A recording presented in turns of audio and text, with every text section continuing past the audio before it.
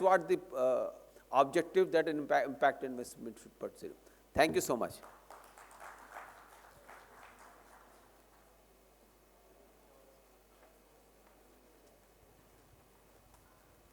Thank you so much, Mr. Tiwari, for that inspiring address. Your insights, they have not only set the stage for the discussion which is about to follow, but they also remind us of the transformative power of impact investing when it comes to shaping a skilled and a resilient workforce. As we carry forward this momentum, we now turn our attention to our first panel session under the Equity Impact Investing theme, which will explore the intersection of skilling and impact investing in greater detail. The challenge of building sustainable livelihoods in India, it is multifaceted, requiring a concerted effort across various sectors. Impact investing today, it has emerged as a critical tool in addressing this challenge by channeling funds into projects that not only generate financial returns, but they are also means to create meaningful employment opportunities and to uplift communities.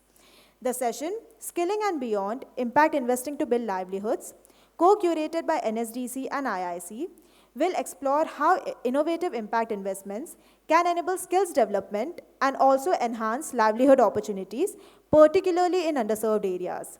So without any further ado, may I please call upon A.B. Chakravarti, the co-CEO of Upaya Social Ventures, Soumya Arun Kumar, partner at Capital for Development Partners, Gayatri Vasudevan, the chairperson at LabourNet Services India Private Limited, Rohin Kapoor, partner, Management Consulting, Business Advisory Services at BDO India LLP, Sai Kumar, the principal for investments at Yunus Social Business, and lastly, Archana Patankar, the vice president for NSDC Research and Impact at the National Skill Development Corporation, who shall also be moderating the session. Over to you, Archana.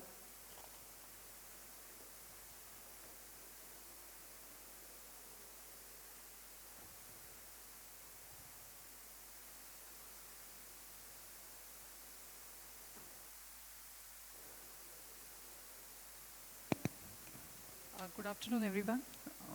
Am I audible?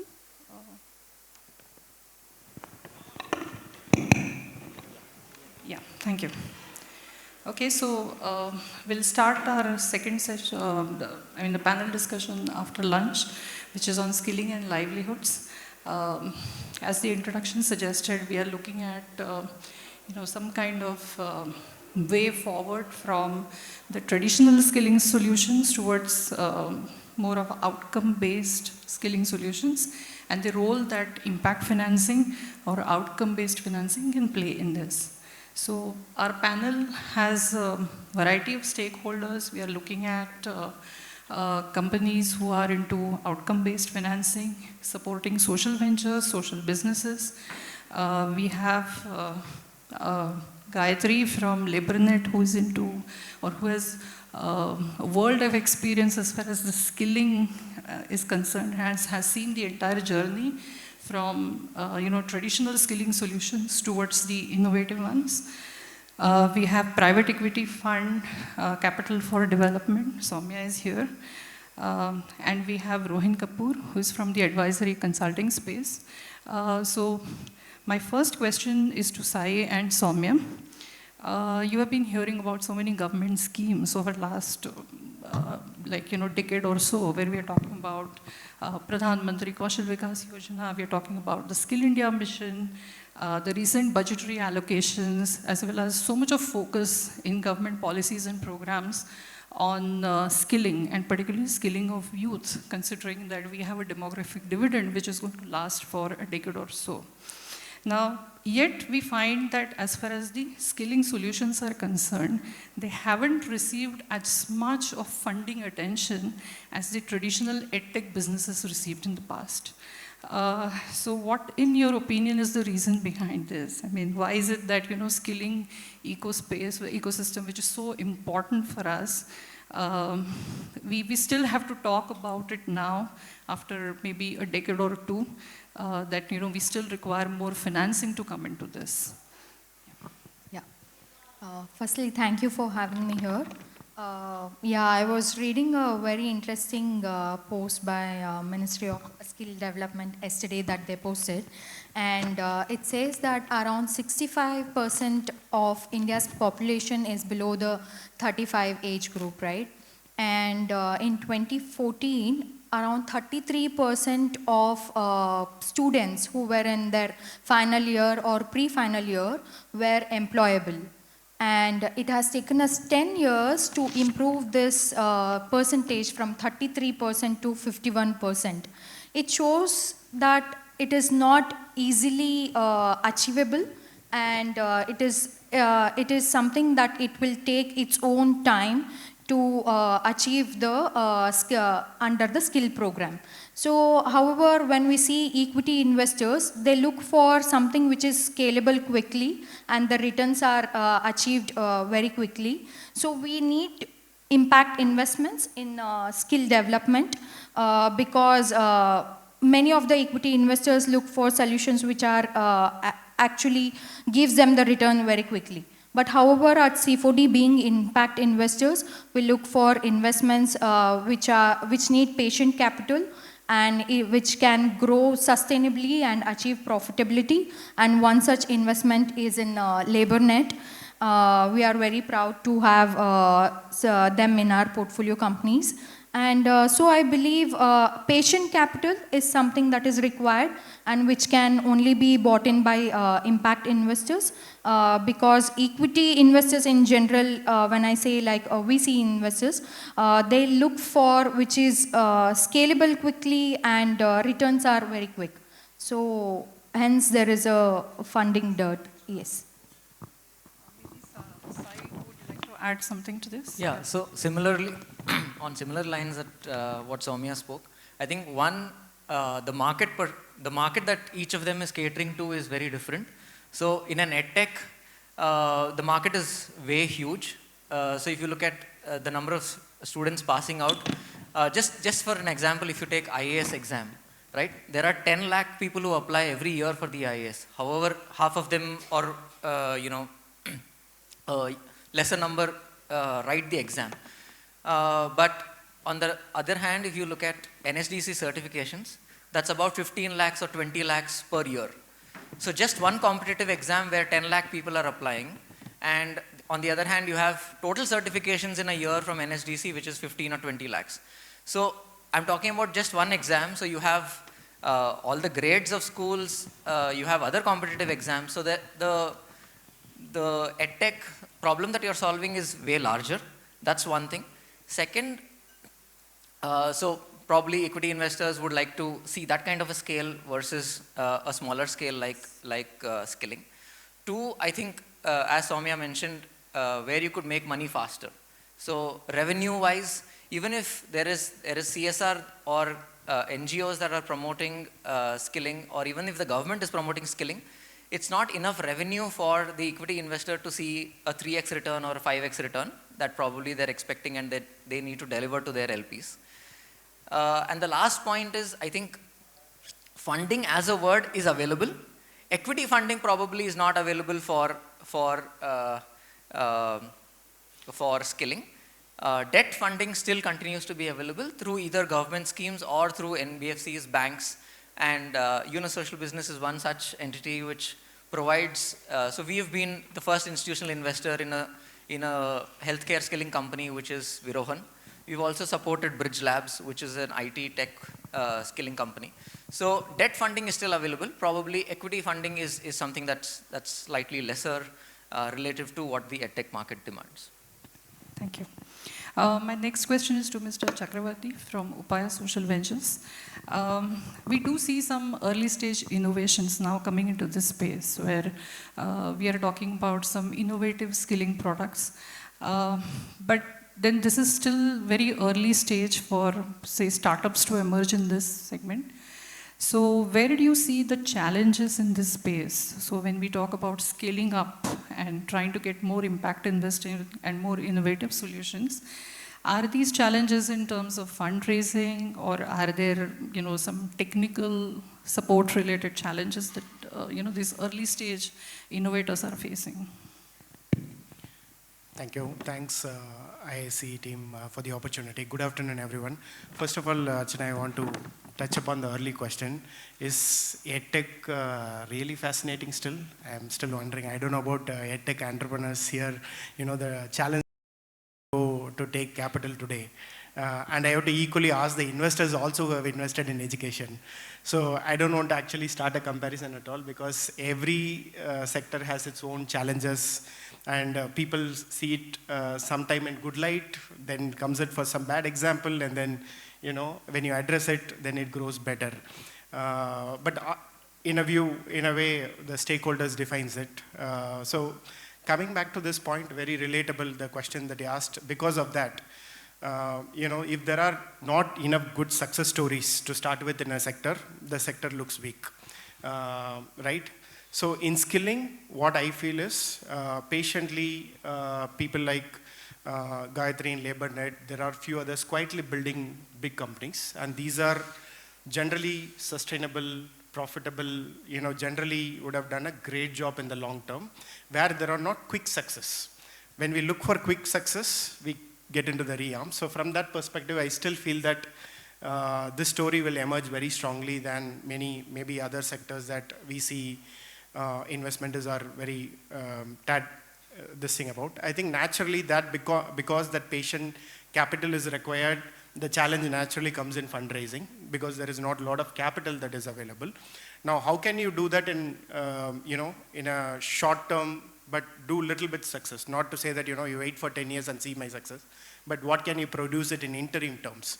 Maybe I'll just leave one thought, based on our experience from Upaya, because the jobs for the poor is our focus. How do you get that right? So what we fundamentally saw a lot of business model focusing on was, I'll skill and then I'll place people. The journey ends there. And we talk about a typical percentage, it's somewhere between, as decimal point, 8.33% I'll pay you, and then you are off the radar. You take from a placement agent. So that's where the economics is not even either working for the company which is working in this model, or and then it translates into every other spectrum to your own P&L statements. Then it won't work for the investor, other capital and all that, right? But the fundamental problem lies there. Now, how do you sort of address it?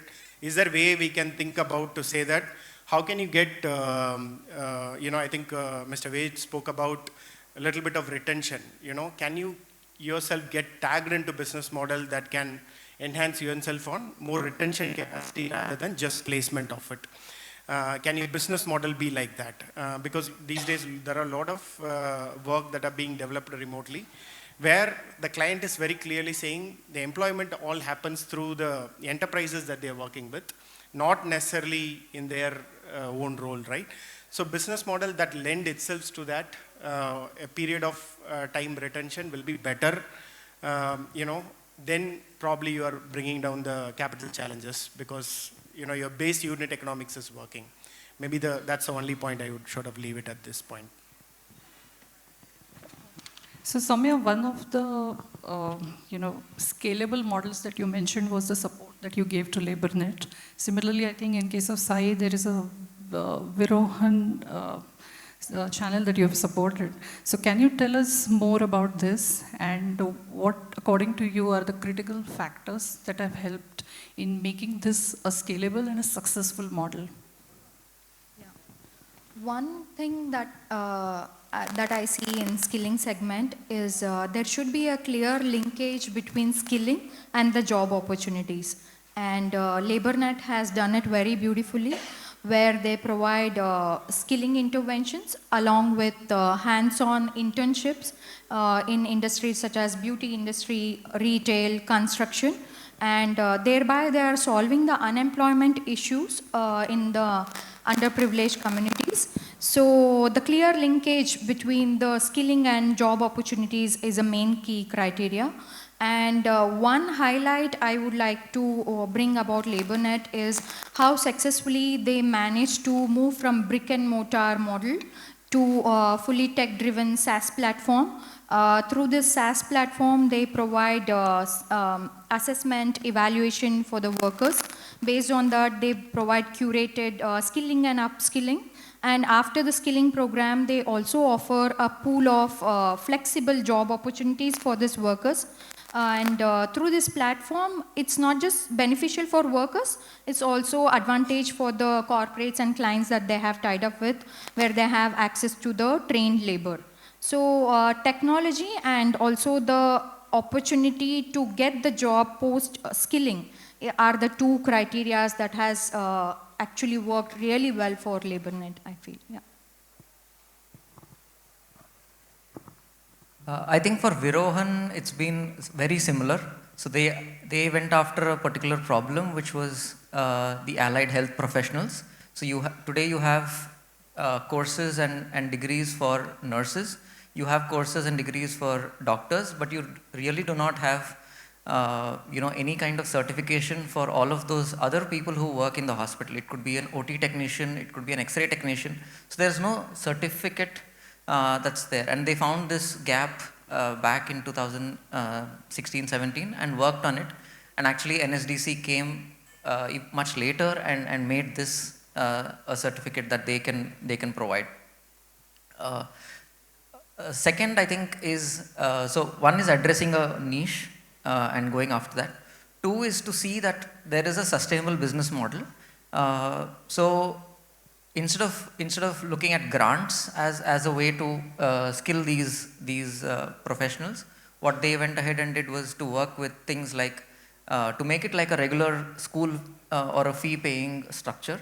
So they could pay over the term of the course. So if it's a 24-month course, they have the leisure to pay across 24 months, but then they have to pay. So that way the business is sustainable. That way the student continues to get skilled and not the responsibility is not on somebody else's shoulder. And the third is to create a hybrid model. It came at the right time during COVID. So today they have a tech platform which can be easily replicated, and anybody could probably be trained to take those lessons. And of course, when they need to when they need to have some practical lessons, they are provided that as well. So a hybrid model of offline and online coaching. And the last thing that I would like to say is purely focused on, I think, what even Ved sir was saying on outcomes.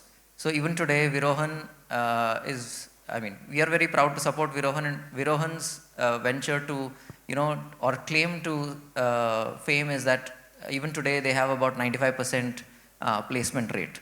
So they're able to maintain that across the years, and that's only because they're focused on that industry partnership and training the student right from the beginning on all of these parameters.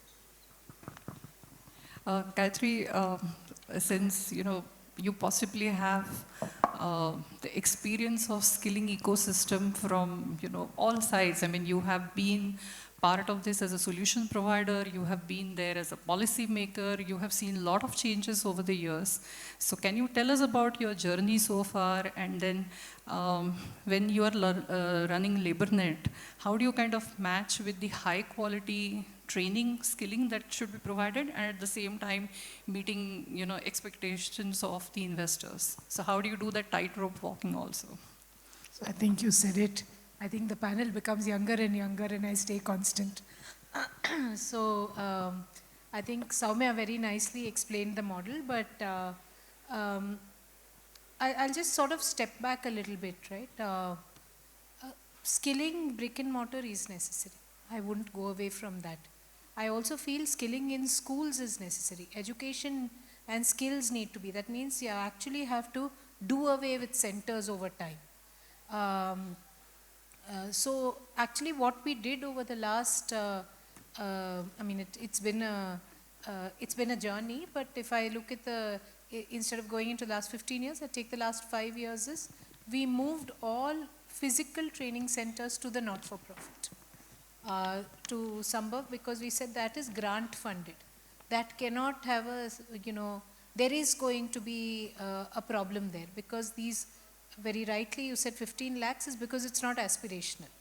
It's simply not aspirational. So if your living wage is going to be 20,000 and your entry level wages are between 10 and 20,000, there is a problem. There's a societal problem which has to be addressed, in my mind, by civil society organizations. So we moved that out into the not-for-profit and said that that growth is a separate growth and it is important. In LabourNet, as Samya very nicely articulated, I thought she said it far better than saying it, but what we said is annuity revenue is very important. For as a business, we cannot afford to have lumpy revenue. If it comes in one quarter, doesn't come in another quarter, it becomes difficult. And the only way to get annuity revenue is actually jobs. And not look at 8.33% because that's one time. And they're going to have replacement clauses, etc. So we looked at the business models in enterprises which actually give you annuity. So anything which is a gig work will actually be consistent. So what she said is beauty, we launched our platform called Sahi Serve, Naira as a brand, and said it's possible to do. And you know, larger companies today thrive on that, urban company thrives. So we said for the poor without the kind of skilling in education, how do you do? Manufacturing, we focused a lot on manufacturing. So we said those are always going to be evergreen. So welders, fitters, CNC operators, assembly operators are going to be large employers even with Industry 4.0. So we said that's an important one, but that cannot be done all at skilling centers, which means you need to have equipment which is industry integrated. So if you're able to bring in micro-credential, lifelong learning, because there's so much change happening on the shop floor. Similarly, we focused a lot on the what we call fast moving, it's not FMCG, but the whole banking, IT, ITES sectors are large employers and they're going to be people dependent even after tech comes in. So all of these we said, LabourNet is about annuity business, LabourNet is about managed services. That means if you want anything done, we do end to end. We're not particular on the type of job. Job we take, whether it's a job work, whether it's gig, whether it's annuity, and we said skilling is integral to it. Because if they have to move up the value chain, so if they have to move from 10,000 to 50,000, which is the goal we have, it could be very well that we have to become an accelerator platform. So we have to look at all forms of work as are critical and build skilling into that. And tech is, is like a pen today. Everybody has to be tech integrated, otherwise it's not possible to live. So I think that's been for us. I'd just like to address one question as an entrepreneur. I think the issue is not, is skilling investable or not? I think what Sai said is right. Do we have business models which the investment world feels is investable or not? And not all business models are profitable business models, right? Today also a lot of the business models that are scalable are still chasing profit. And here I may sound very old-fashioned, but the decade that has gone by and the decade which will stay is not looking at profitable business model necessarily. It's looking at scale business model. And several of the elements in the impact investment world are actually not scale immediately. So microfinance is scale, for example, because banking was established. Product sales can be scale because sales is happening on a consistent basis. But others are more difficult problems and very wicked problems are going to be problematic. So those of us who are in this world, I think, need to fight that battle to create the buzz around it. Very true. In fact, government through different initiatives is also trying to address this whole issue of, how do you scale up some of these initiatives? So we start off something as a pilot, as a one-time project, and then the question emerges as to, can this be scaled up? Can this be commercialized? How do you make lifelong learning a part of your entire skilling agenda? Because you require a variety of stakeholders over there. It's not just, NSDC or people who are in the skilling business, but there has to be a larger partnership with industry and so on. So that takes me to the next question for Rohin. From the business advisory consulting space, how do you see the skilling ecosystem, do you see that, impact financing and moving from output, that is the numbers to be scaled, to the outcome of what happens to those who are skilled? In this entire journey, do you see that more investment can come in future? And can this commercialization be possible in future with some innovative solutions? First of all, thank you to IIC for the invitation. Pleased to be here. With respect to the business angle of the skilling ecosystem altogether, we have advised edtech companies, skilling companies, not-for-profit foundations, multilaterals, all are key stakeholders in this industry. With respect to outcome-based financing, when we speak to our friends in the implementing agencies or the NGOs, they say that not everything is under their control, right? There are so many external factors. For example, if you say that I'm going to fund you if you are going to get my students employed for the next 12 months in a particular industry. Now, whether an industry does well or not is completely out of the hands of the implementing partner. Similarly, industries themselves, if you ask the industries to tell us in the next 3 years what kind of skill sets are they looking at, I am sure 50% of the respondents will not be able to answer that question correctly, because every 3 months the skill set requirement is changing. And it becomes very, very difficult that if you ask and tell the implementing partners that, boss, if you do this, we are going to give you money. There are so many factors that are beyond their control that it will make the entire proposition, although they are not in the business of making profits, but the proposition of social cause out of their reach and out of their interest. So yes, there are areas, there are avenues wherein the opportunities, some metrics can be built in, wherein we can measure the kind of impact that they have made, and we can measure the kind of the kind of things that they have done on the ground. But not everything can be outcome driven. We can look at something like a skill impact bond, looking at a journey of a social impact bond and getting listed on a SEBI stock exchange and get it traded. Because like Mr. Tiwari said, that right now they are looking at NSDC and the government not being the risk investors, but the investors who invest in the outcome. And the risk investors can possibly be funds, capital, corporate foundations, if CSR is permitted to be offset by investing in these kinds of bonds. But yes, the opportunity is immense. The kind of potential, in fact, edtech companies may have not have done well right now, but almost every one of them are very, very highly funded, and there are so many stakes behind it that most of the companies are now spending a lot of money in redoing their operating model. So yes, there are a lot of opportunities that present itself, skill impact bonds or the other impact bonds that can be looked upon. And with respect to the kind of skilling opportunity in this country, we are projected, video projects that about 50 million shortage of skills in various sectors by 2027. And we are equally likely to export 50 million skilled resources from India out of to other parts of the world. Now, India doesn't need skill centers. India needs skill development cities, SDCs.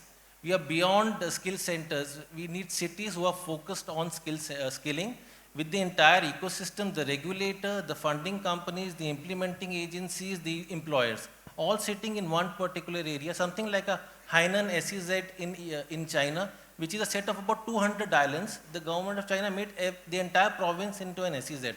And if you look at the kind of an export or the potential that they had generated, it's like a small country.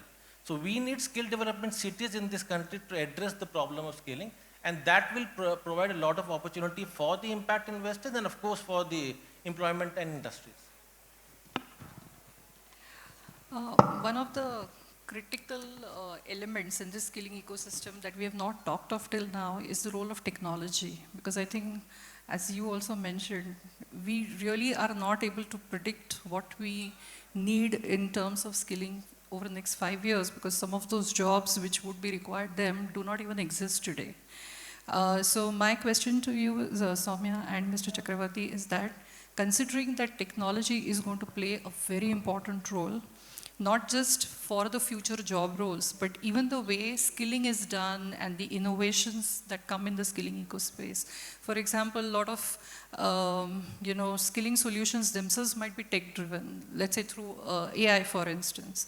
So where do you see technology, what kind of role will it play over the next 5 to 10 years in this space? So technology can be a great enabler to skilling. One is scalability, and also it reduces the cost when it comes to skilling to the larger population that we are focusing on. But having said that, technology shouldn't overshadow the real impact that the world needs, and also the need for in-person training, the mentorship that cannot be completely based on the technology. We are seeing few solutions in AI which are used to personalize the training and the skilling solutions, and also providing the real-time data on the progression of the training. Having said that, but we should ensure that there is a balance between how much technology is required, and at the same time, are we creating enough impact? So the real-world impact needs to be balanced, is what I feel. Yeah. So for me, it's a combination of hardware, software, anything that you can sort of imagine to better make better productivity, improve efficiency, all that, right? For example, because every time when you say tech, people just maybe think of today in terms of artificial intelligence or machine learning and whatnot. We just figure out that, there is no hardware exist. In skilling space, I feel that's a big sort of thing that is required, often forgotten. Example, how do you train somebody in welding without even getting into that equipment, right? Can you do it through simulation? There is an interesting company which does that called Skillvery, full simulation technology. Now tomorrow, if you want to do something in the construction space, equipment operation, similarly, there has to be hardware so that your CapEx dependency of training people goes down dramatically. It's just not reimagined at all.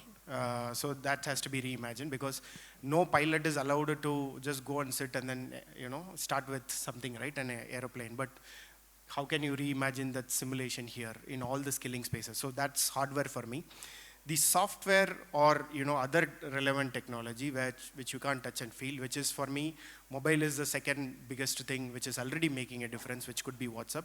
Now, how can you get that to talk in terms of skilling? For example, palliative care, geriatric care, all that people are talking about big in India, because we are looking at, taking care of parents and stuff like that, people from, Indians who are in abroad and wanting to take care of. Now, can you give all those things in a modularized form to somebody who is at the care, which is the physical part, which you can't remove? People are well trained, but how do you take a really doctor to a home through that person, so that most of that tacit knowledge is just available in mobile phone, a person is trained to do it. So for me, that's second combination which can help create. So I don't see, the technology taking away jobs, but how can make it really better and better. Thank you. Considering that, technology is going to be a boon, but at the same time, it might pose some challenges as far as, skilling and the right outcomes are concerned. My next question to Gayatri and to Rohin is that all of us here want to talk about outcomes, but how do we define those outcomes? So as far as the skilling ecosystem is concerned, it can be getting a job for somebody, or maybe a self-employment opportunity, or it can be enhancement of income level. So defining the outcome itself might be one challenge that we need to overcome. And secondly, do you believe that, first question is, can we define those outcomes clearly? But second most important question is, do you believe that on the supply side, the skilling ecosystem is ready for innovations like this, where, we are not just chasing numbers, but we want to define our outcomes and impact very clearly. So whether, it's about having the right trainers, the right facilities. Are we really ready for, that kind of space to work upon? So I think the previous question was really, is a 40-minute debate for me. But let me, see, I don't think you can do everything through simulation. I wouldn't want my hair to be cut by somebody who's only learnt it through simulator. If I was driving a car, I don't know if I put up in the audience, how many of you are ready to get your car repaired by someone who's only learnt it through simulation? How many of you are ready to have your parents taken care of by somebody who has learnt on a video? You can't. Technology is critical, and every single technological revolution we have seen has seen job growth. And I believe the chat GPTs, the AIs, the simulations will see job growth, right? I've said this in the past, I'm saying it again. When horses came, we all thought world is finished. Imagine the number of people who were out of jobs when horses were replaced by cars. When electricity came, all the people who were doing kerosene and candles were replaced. It was a change. When I grew up, STD booth was a reality. There wasn't mobile phone till I was in my practically 30s, right? There wasn't. It was unbelievable. You couldn't communicate. Communication has caused a revolution. This will cause a revolution, but I think one is fearing it because we are in it now. STD booths closed. They were the best entrepreneurial opportunity when I was growing up. We spoke of STD booths constantly. Government schemes were supposed to be delivered through CSCs. So I personally believe technology will make change. Innovation is for us to adapt. There's no other way out. Skill world is a larger problem, I feel. I feel we have not thought, how do we deliver dexterity-based skills? Our education system, 12 years of education system, is not teaching us communication. We don't have transversal skill sets which are available in our school systems and college systems. We've all taught them to be us. We said, listen, let's be white collar, let's be babu. We said we are respectable. So the poor are actually doing exactly what we said we want to do. So the problem I don't feel is with the skilling world. It's with how we have perceived the world. And therefore the problem exists. So it's a chicken and egg situation. Is it ready for innovation? I think there's no choice. Now, the beauty I think is today, compared to the past, at least you have instruments available. You have people talking of blended finance, Some of us may not be able to attract it. Is no reason to junk it. There are people who have attracted it. There are people who have been successful in getting it. I think there are people who we need to celebrate. Outcomes can be defined. And in my opinion, the first outcome one needs to define is quality. We're chasing jobs. Jobs will happen. That is not outcome in my mind. That is, for a business, the revenue model may be the job. But for the candidate and for the enterprise, it's the quality you provide. It's the productivity you provide. That is measurable. It's definable. Problem is that that's not anything that we have any R&D on, any evidence. We think training of trainers will help it. It will not. Where is the academia which has invested enough to say, how do I teach dexterity-based education? Where do I have, you have Montessori education for early child. Tell me one name in skilling which has got that.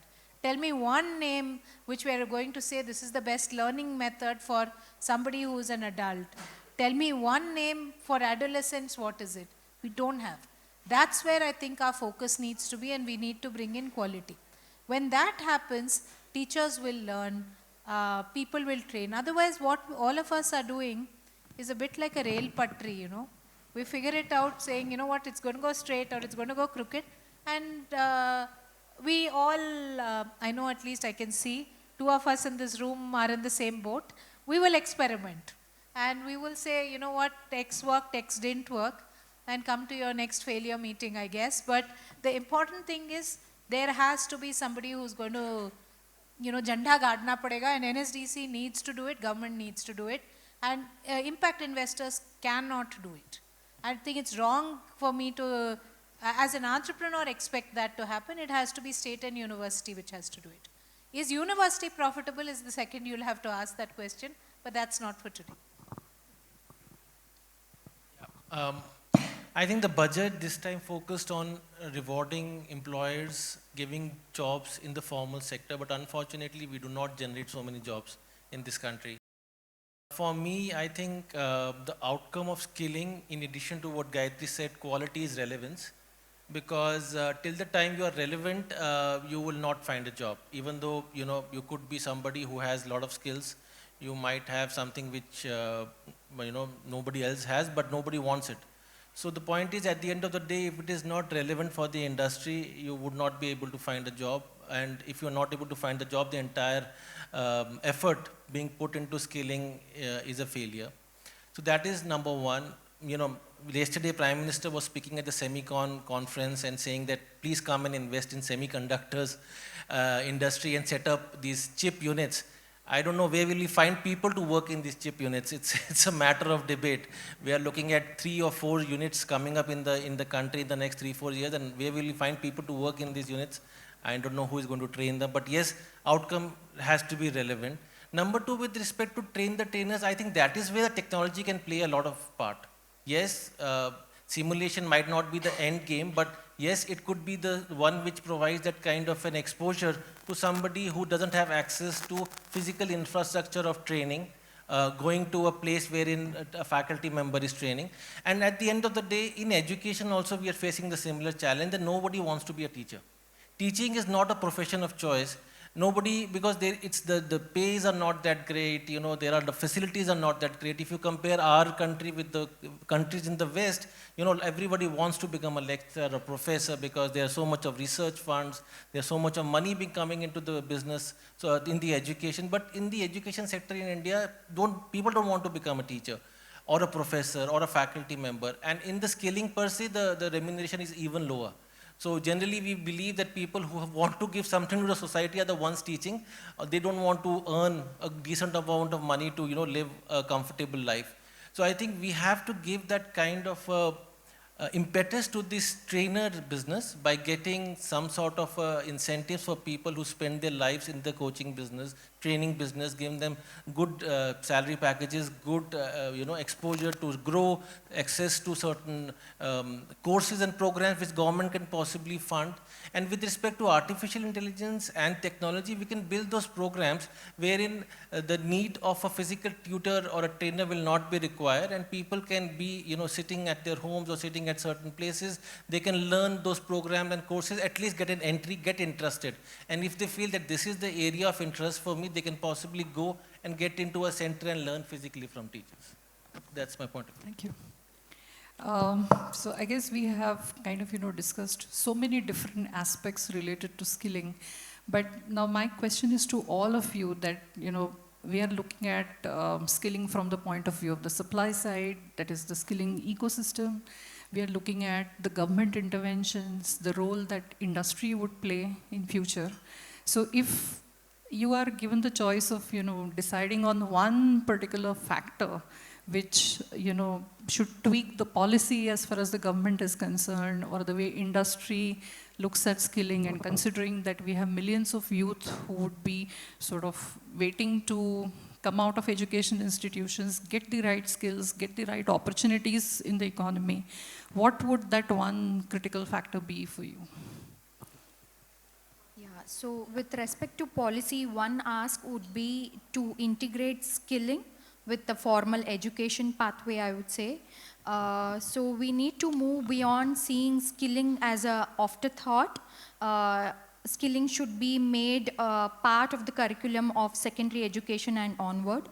And with respect to industry, one ask would be to make real-time data with respect to labor market available, so that the skilling is aligned with future job demands.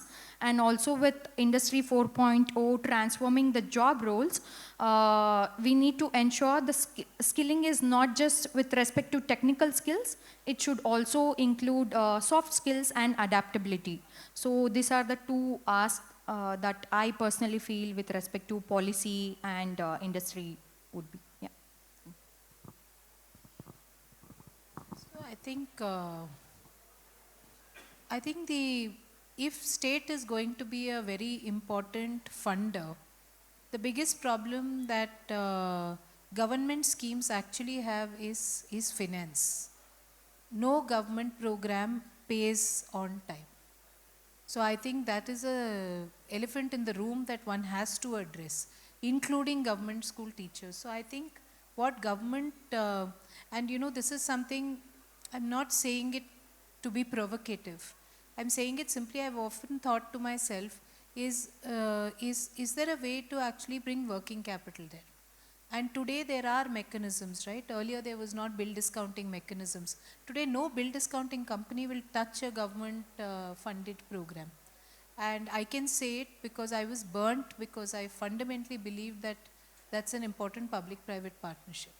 So I think there is merit in actually looking at the whole working capital, given there are credit guarantee schemes, there are bill discounting schemes that one thinks of, well, if government really has a struggle in payment. And I believe it's not for any one individual. We as citizens need to solve for it. That's one policy thing I would say is very important. Second thing I would say is, because C4D invested in us, I know how difficult it has been for them to invest in companies like us. It's not easy. Why isn't SIDBI, why aren't companies like that actually giving funds to fund managers like that? Why are they all going only after traditional funds? Pratik is a friend, I see him, so because whoever I'm seeing in the audience I'm going to make, so he's creating it for disability. Why C4D, why Upaya, why for these? I don't want to be a fund manager, but if these people don't have funds, entrepreneurs like us are dead. And they need follow-on capital. If they don't have follow-on capital, all of us suffer. Then we will all have to go back to government funds or to grant funds. So several of us want to move there, then I think the ecosystem is important. So bill discounting, working capital, I don't believe government can start suddenly changing its colors and start releasing money on time. But then you should recognize it, right? I think of it a little bit like a weight reduction, right? Let's be practical. It's going to take 10 years. Let it take that 5-10 years. But in the meantime, I have to still live my life. So how do you live your life? I think practically and take it forward. For me, I think I would like this entire skilling ecosystem to be made more scientific rather than ad hoc. And for that to happen, I think we need a skill census in this country. We don't know what kind of skills our people possess. We just make an estimate of, yes, we'll skill so many people in this sector and so, but we don't actually know what kind of skills are actually our citizens hold of. So we need to have a skill census to understand and appreciate, and then prepare a roadmap on the basis of that census where exactly the intervention is required. And with respect to the policy, I would like the industry, academia, and the skilling ecosystem to work together. Because even if we, at this point of time, feel that academia has not a very large role to play in the entire skilling space, then we are wrong. Academia has to pitch in. They have a lot of knowledge. They have a lot of connects with the industry. They understand and appreciate how students study, what are the kind of courses that has to be developed, and what are the courses which will be picked up very, very easily. So I think to build a right policy, we need to have all these three people sitting in a room, putting up a policy which ensures that there is some sort of a relevance for all the stakeholders, and the policy is built which can be prepare courses which can be picked up by people, and the students can be employed by the corporate. So that's largely my ask.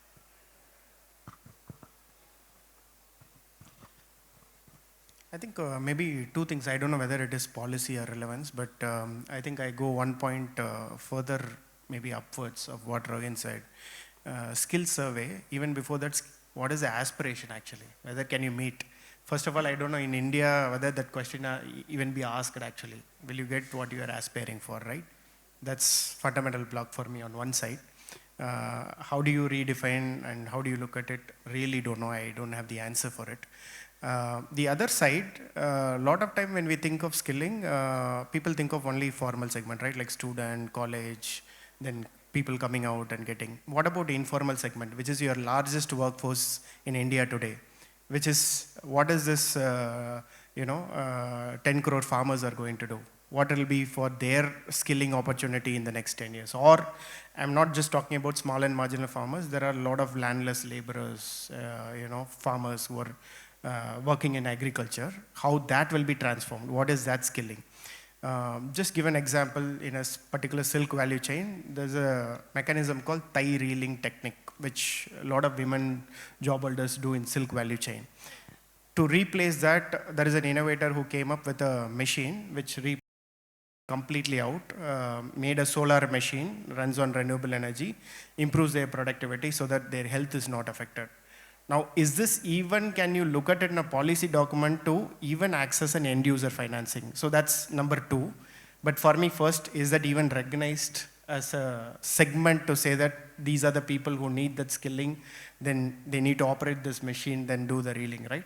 So formally, so in each sector like that, in agriculture, in waste management, wherever there are a lot of informal workers are involved, how do you skill is a, first of all, it has to come to limelight, then you'll start thinking about, how to address it. For me, that's a second big point. I'm a big believer of what Rohin said. I believe in deep specialization. So it's not like, there is an equivalent of how do you create one product, one district, which is government has taking and mastering. So skilling has to be looked at something like that, probably for a nation like us.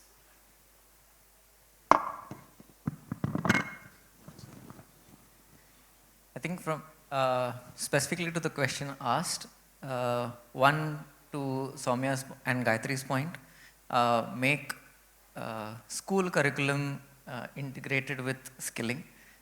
So whether it is masonry, carpentry, all of that. Today I know of schools in Bangalore, I don't know of other cities, but then some schools which are teaching very household, things like this, which is like how do you fix a an electric thing, soldering, such kind of thing, which is something that probably you can build on at a later point of time, but that is something very basic that people can start off with, and it ties up very well with what Gayatri was saying about dexterity.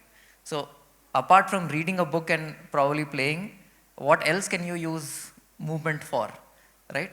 And the second thing, I think specifically to the question, while there are a lot of schemes that the government has and a lot of allocation of funds that the government has, I don't think there is actually percolation of information, right down to the last mile. Many PSU banks or many,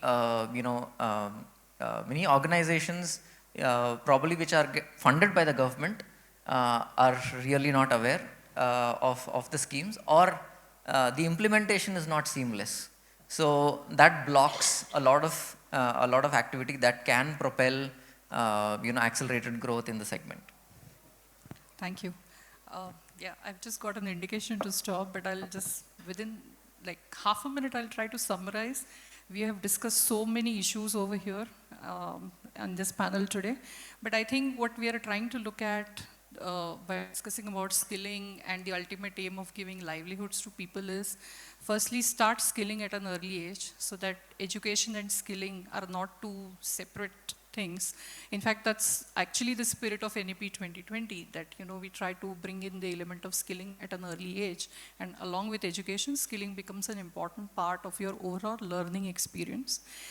Secondly, there is this issue about whom do we skill? So, I mean, we were only talking about youth, but like how you mentioned, we also need to take a sectoral approach that, you have a large informal sector that needs a lot of skilling. Different types of skilling interventions are required, be it agriculture, be it MSMEs, even within services sector. You have nano enterprises, and then, so there are a variety of stakeholders who need different types of skilling interventions.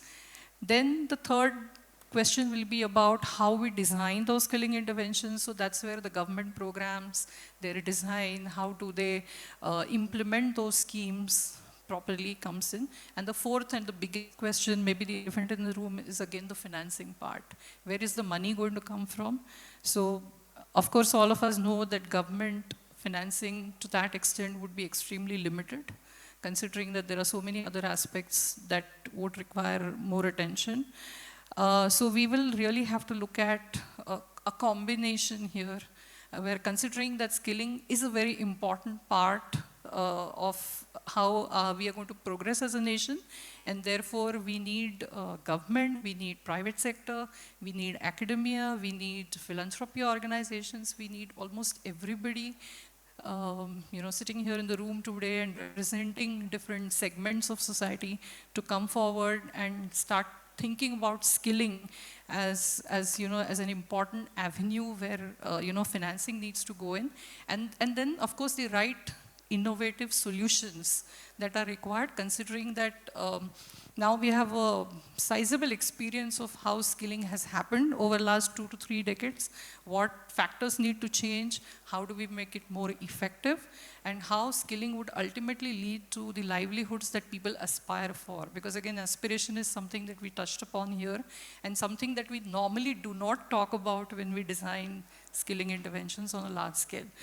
So I would like to thank the entire panel. This has been a very good discussion, and I would like to thank Impact Investors Council to actually have a session on skilling as a part of their Prabhav initiative, because normally, we don't talk about skilling per se when it comes to outcome-based financing or impact investment and so on. So thank you very much. Maybe Isha, you can take over.